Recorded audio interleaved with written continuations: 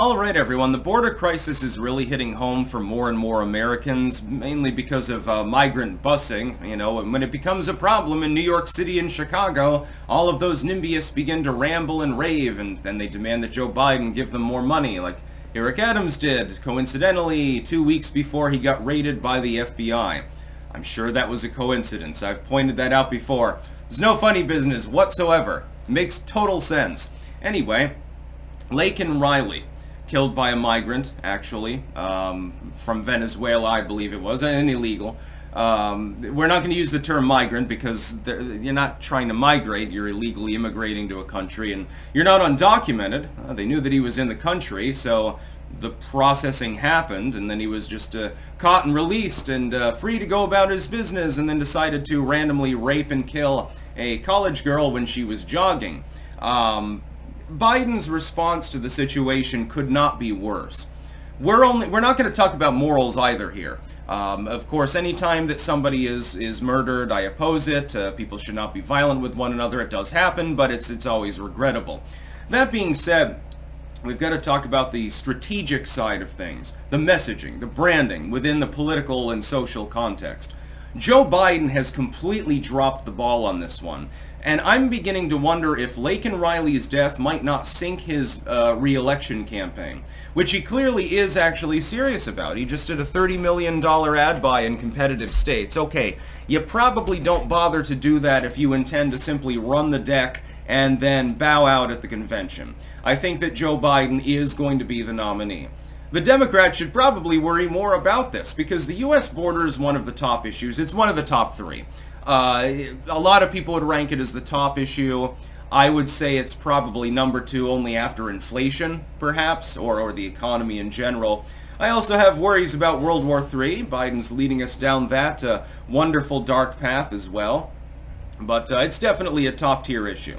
They're trying to bring abortion to the front burner, but it's not really working too well. I mean, we will address it because it is an issue, but it's definitely not on par with, hey, millions of people are coming into your country illegally every year and no attempt is made to stop them, except at the state level. Of course, they know he's going through California. Gavin Newsom will go there and suck them off himself, one by one. He would probably enjoy something like that.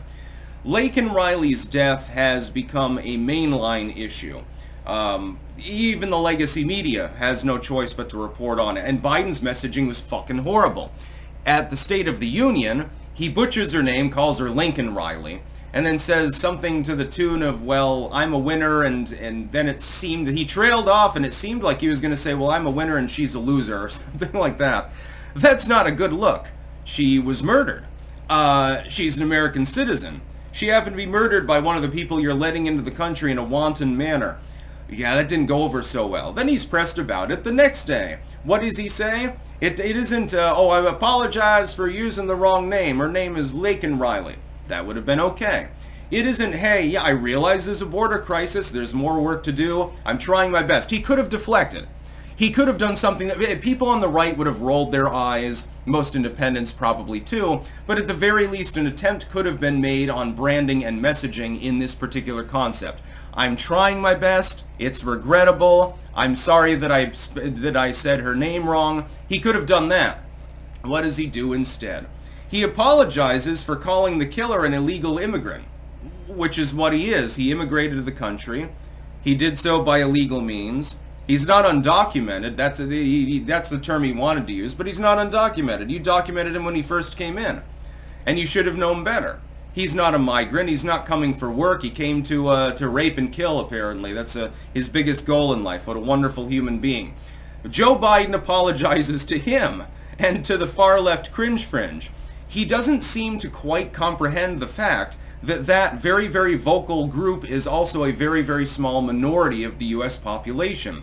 Virtually every independent voter disapproves of the job that Biden's doing at the border. This incident is not going to help him with that polling, by the way. He's going to end up taking some more lumps. I would be very surprised if this doesn't have a measurable impact in his approval polling, by the way. We're not even getting into the moral side of the equation. I think that it's despicable, actually. Along with that Hazelwood beating we saw the other day, I'll be talking about that on an exclusive for a reason. And I don't think that video needs to go on YouTube because I've got some choice words for the retard authorities there. Makes no goddamn sense.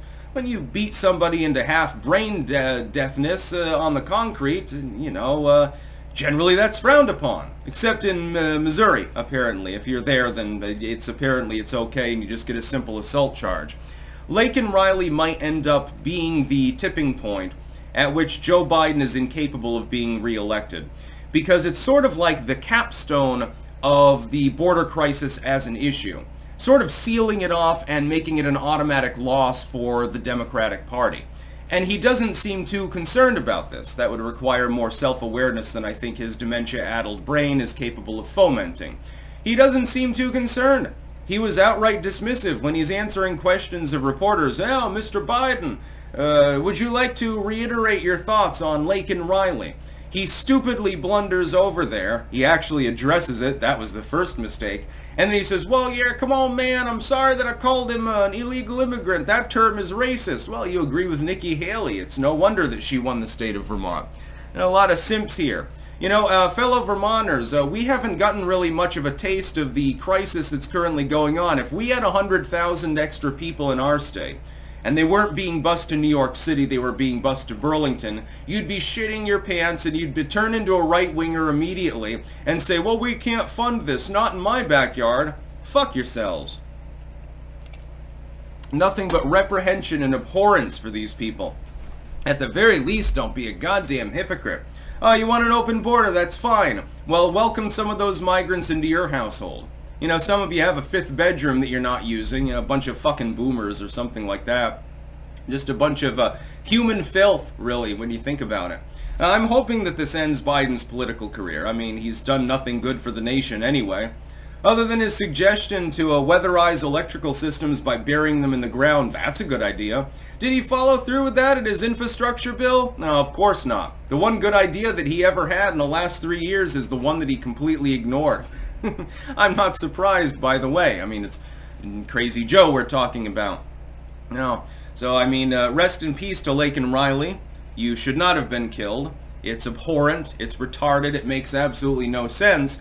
But if your death causes some positive change, you're going to need like a national holiday for her or something like that. We'll have Laken Riley Day on that anniversary. And we'll get her a nice statue or something like that, because if she manages to stop evil Joe Biden, she definitely deserves some goddamn plaudits. We'll also have a statue of Socoria Turner next to her as well. Other lost and forgotten individuals who genuinely did die completely innocent and did nothing wrong, whereas instead we have the George Floyd monument or something like that. I think that we've got our priorities slightly out of whack as a nation. Just saying, things are a little bit screwy and a little bit confused.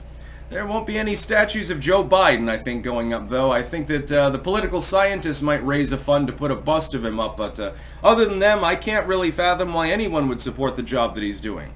I mean, what the fuck? It makes absolutely no sense. Even the Democrats, you must acknowledge, please, to the liberals out there that lurk on my videos waiting to see if there's anything reportable or whether they can downvote it or not, please acknowledge the fact that at the very minimum, the Biden administration is the poorest in messaging itself, even if you consider it virtuous, and I don't. It is the poorest in messaging any virtue that it has of any administration in U.S. history.